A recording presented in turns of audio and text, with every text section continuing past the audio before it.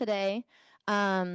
Okay, A reminder dopa again or that we nung had sat chisan down with ka the Farmer gungo Steering Committee no multiple na times throughout this past year to kind of gather what topics we want to talk about, what shona be ta topics zo de would be be yo useful sa for the no community ho of ga everyone dinang du do here mu ta to hear zo about. And so na wo cho ja today lu du we sha sa have no de sa Tyler go Dvorak zo of Fifth Season Cooperative, ge na Ben wo Auerbach from Second shona Harvest be Foodbank, do and Andrew no Johnston from be the Willy du Street Co-Op. zinang du na be ta So Tyler this Dvorak panel will from be Fifth talking about Season determining Cooperative crops, phone production da planning, and pricing.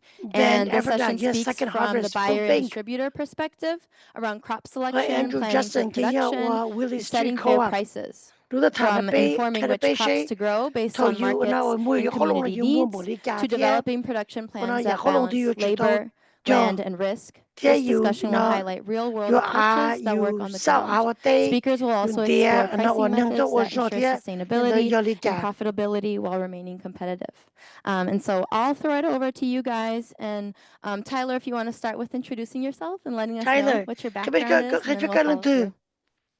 Sure, thank you. So I started at Fifth Season Cooperative in May go of be holo 2020, the lu Fifth Season and Cooperative going into the position, I was at the time growing meat lambs and I had a sheep operation of hair sheep on my little farm, and was very interested in the local and regional food world. But I was brought into Fifth Season more as a financial position to keep the books and run the office and work on the pricing and the finances of the organization. And COVID was a tumultuous time, and there were many accounts we were losing, new accounts we were having to get, and I just started kind of working hand in hand with the other employees at the time, more outside of the initial purview of what they hired me to do, and I was doing well at it, and we were kind of making headway. And then over these 5 or so years since, our warehouse manager had retired, and then our marketing and sales woman left, and I just eventually started doing their jobs, and we haven't backfilled those positions, and so now I'm the sole employee of the cooperative at the office there, and I run everything. And just if I make a sale, I make more work for my other 2 selves. So that's my intro, I guess. All right, I don't know how to follow that up. That was great. My name is Ben Auerbach. I'm the food sourcing coordinator for Second Harvest Foodbank in Madison. We cover 16 counties in southern to southwestern Wisconsin. Just under 300 partners that we deliver to 5 days a week. When I first started out, I've been there for 2 years. I was primarily focused on produce sourcing and produce buying. In the past year, we did just under 5 million pounds of produce distributed. Now it's kind of merged into just buying everything in general. And as I'm sure you can imagine from all the news about SNAP and everything, the past 2 weeks, coming from a long background in retail, the past 2 weeks, it felt like the day before Thanksgiving, just nonstop for 2 weeks in a row. It's been quite a thing. So one of my big joys on the job is working directly with farmers. And in the past year, I had a lot of fun with a program called Market Harvest, where we basically went to the Dane County, the Wednesday Dane County Farmers Market, and didn't glean but bought leftover produce. Not too dissimilar, actually, from the program that was starting off early this morning that we talked about first. So that's one of the great things we get to do, and a whole lot of other things too. Program I've been with the Willy Street Co-op for decades, and have been in agriculture, I think, since I was 5 years old. I think I've held every job either on a farm or in food distribution, in retail. My current role is category manager for the produce departments at Willy Street, which involves sourcing product, working with farms, setting up promotions, pricing, editing costs or auditing costs from vendors. It's actually really fun. I don't manage any people, and I love it. Well, thank you guys. Thanks for that introduction. So I just want to remind everyone that this panel will be open for questions throughout the entirety. And if anyone has any questions to start, please. Otherwise, I have some questions to guide us. Okay. So the first question that we have for you guys is, how often do you work with farmers to guide crop selection and production planning? And what does this process look like?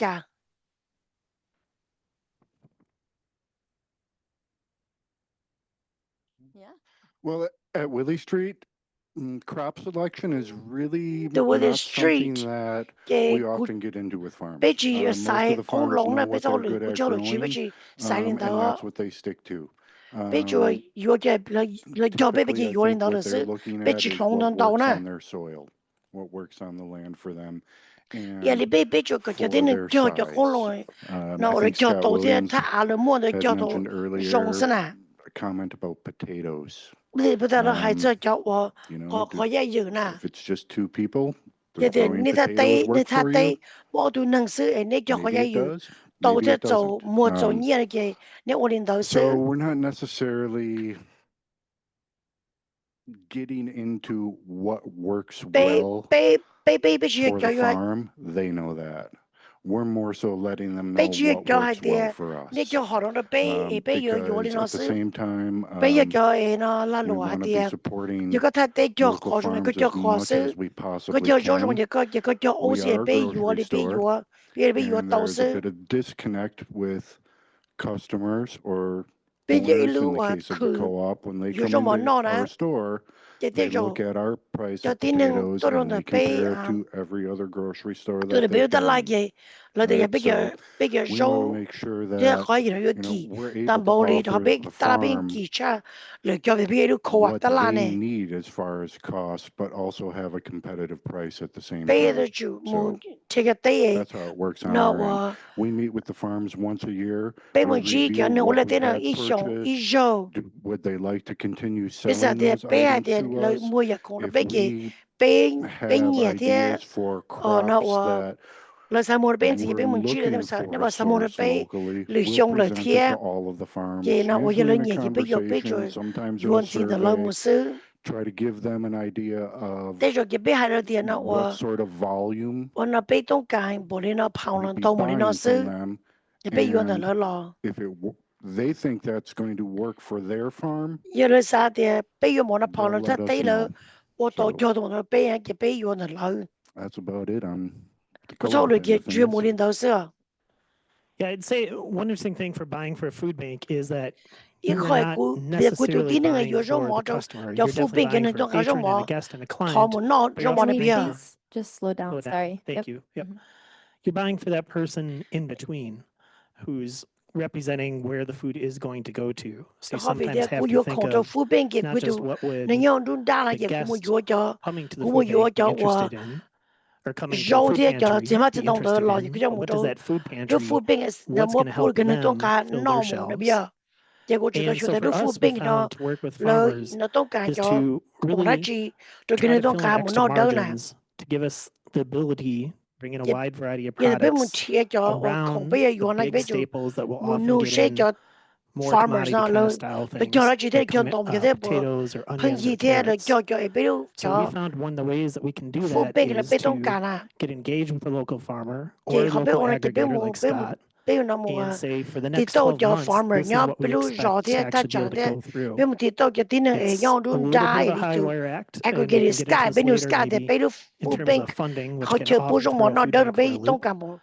But it does help that farmer or aggregator know that, hey, if I could get pallets for these 3 months, that would mean a lot. If I could depend on really good premium apples for 4 months, that would mean a lot, et cetera, as the different crops grows. Otherwise, very much like Andrew, basically buying to fill where we have gaps at that moment in ways where we can't really provide that much feedback early on in terms of what gets planted or what gets done. Combination between those two. Fifth Season, we're a multi-stakeholder cooperative, which I don't think we'll take the time to get into it. But basically what that means is that both sides of any deal that we're doing could potentially be members. So our buyers and our distributors that we're selling to are also able to be members of the cooperative. They don't have to be members, but they can join.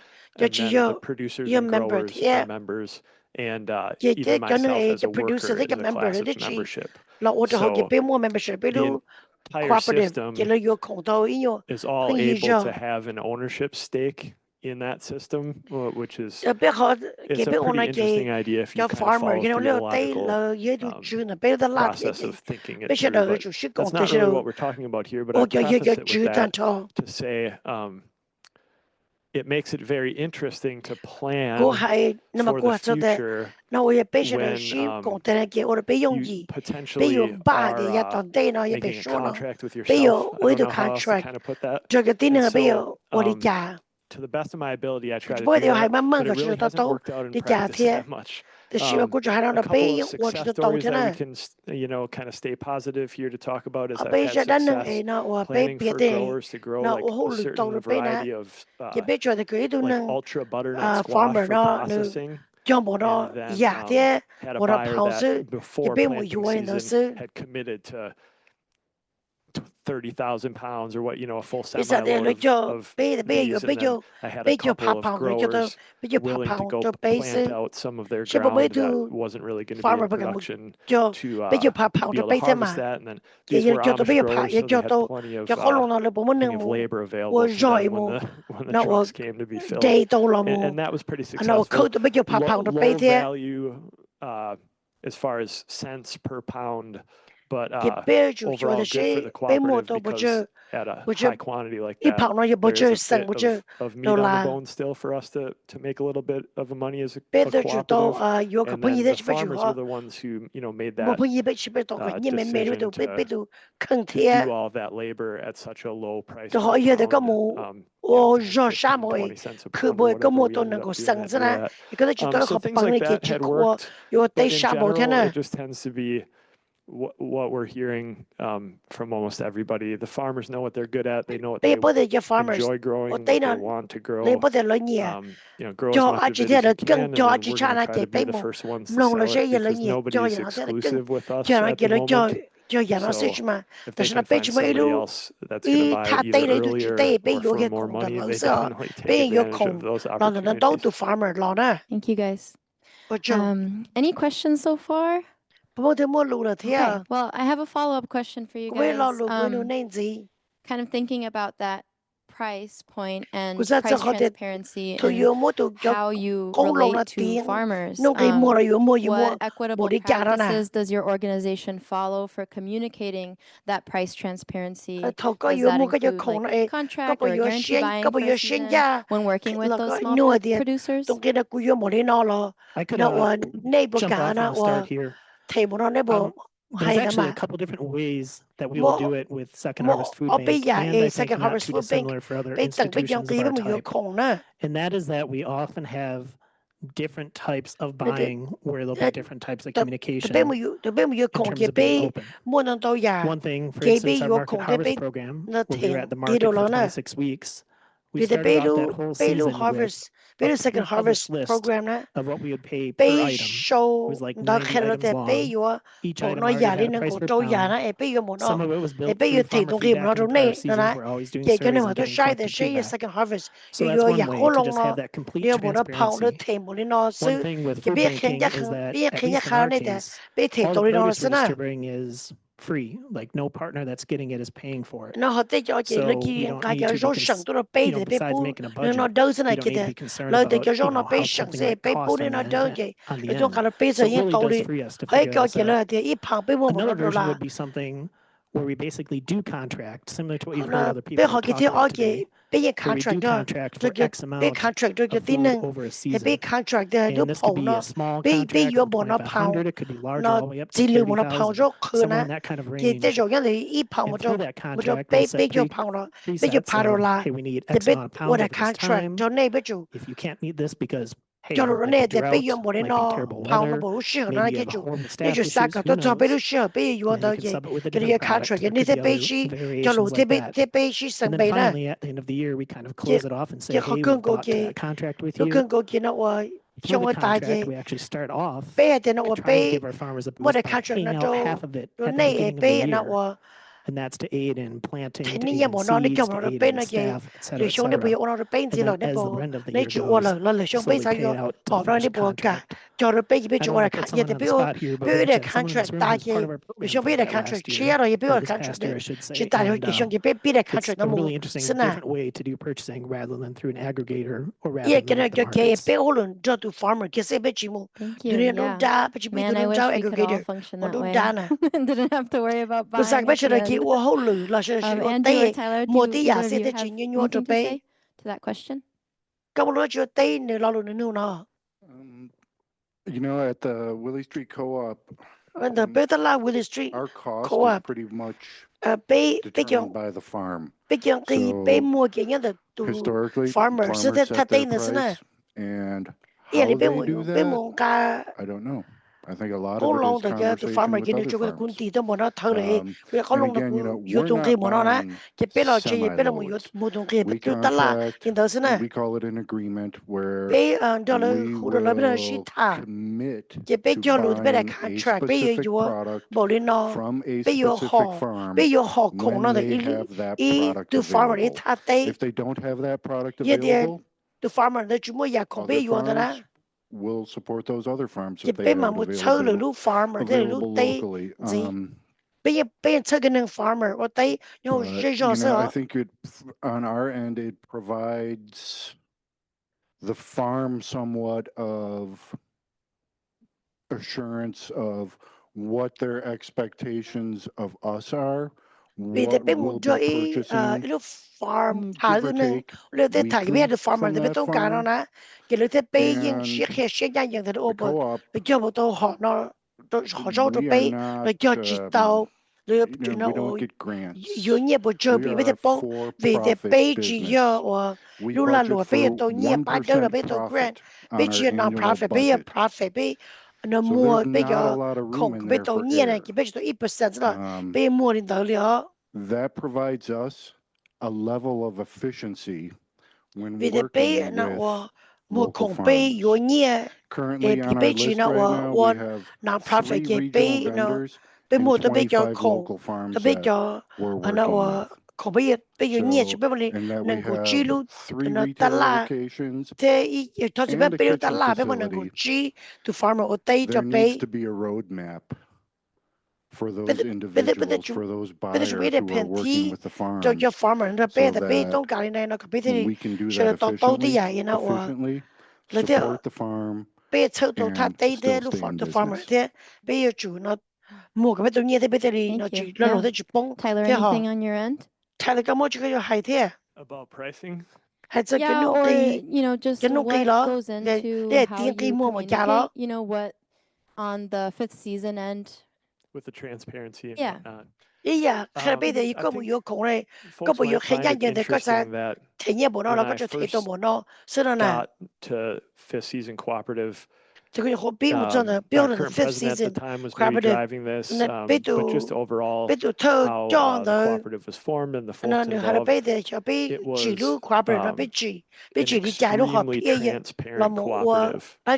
And I've actually worked over the past 5 years to try to fix that a little bit because it was transparent to a fault, in my opinion. There was a lot of kind of unnecessary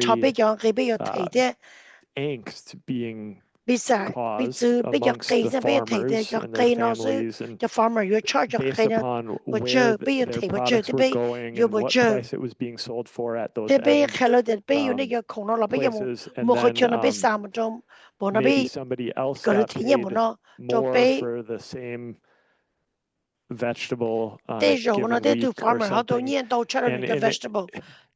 it's too complex of a system to be able to have everybody see their perspective of the system and have everybody be happy. The system itself is happiest if all those little parts and pieces have a little bit of a veil that they can't quite see everything because nobody has the whole picture. And if they would have the whole picture, then they would see how it came to be that they got $1 less per pound. They have to trust the cooperative by self-operating our buyers like a little bit that the price ended up where it was in a kind of a faithful way. So I don't hide things, but I don't specifically make a point to inform every farmer what the other guy got paid. And it's worked like a lot smoother that way, and I think it ends in us trying to pay the highest price because the cooperative, we set margins. So I can't sell products at a margin beyond where we've agreed upon in a given pool that it has to be set. And so if I sell somebody's product for a little bit less, then they're going to get paid less. But it may be something that gets us future sales, and they're going to be selling more volume that they wouldn't have sold if I wouldn't have made that sale. So I don't tie myself to, well, I sold the product for X price last week, like in a fixed pricing scenario. If a buyer wants to buy that product the following week, but for less, I kind of have to make the sale if the sale's in front of me. Yeah. And a lot of those buyers are part of our cooperative. So I have to trust them as a member of the cooperative that they're not taking advantage of us. And so it's kind of a trust-based thing. It's difficult things to think about, but I try to not turn down sales just because our price isn't being met. Definitely. And I think, throughout this entire day, we've been thinking and talking about how the variability of price just, it's ever changing, and people like you as an aggregator and farmers alike have to constantly adapt to that. And I think what you're also getting at is no one can see the full picture of all of the entire system and all of the logistics that go behind it. So seeing parts of it and taking it for maybe just not fully understanding what it is, and those feelings of upset. I think it's really important to cultivate that trust. So yeah, thank you guys. Kind of switching over, unless we have any questions right now in the crowd in regards to price transparency and that kind of stuff. Yes. Okay, great. Okay, Roma. Real straightforward. Tyler, who are Fifth Season's primary buyers? Tyler, your Fifth Season. Most of our volume goes to big distributors like Cisco and Performance Foods. The Cisco, the Performance Group, dollar value type of a situation. But we have a number of smaller relationships that I've tried to cultivate with, I guess, like CSAs or farm stores that need to shore up their production by buying, other good, relatively local organic produce. So I do a bit of that. And then we have schools and hospitals that buy our IQF frozen products mostly. But that's pretty much where it goes. And those big distributors, just to touch back on the pricing, I would have to pay a monthly, like $700 a month or something, to find out where our products are going in the end. And so they build in this secrecy as well, and they say it's for our own good too. And there's very interesting systems to be part of. Any questions from the crowd? Any other questions right now? Cool. So kind of going back to that, what you're saying with working with big distributors, and thinking about market positioning. Maybe Ben, you can't speak to this so much, but how do you manage that premium price that comes with buying local, and what priorities do you set forth in your organization so you can continue to support and buy locally? And maybe Andrew, you can speak to this as well.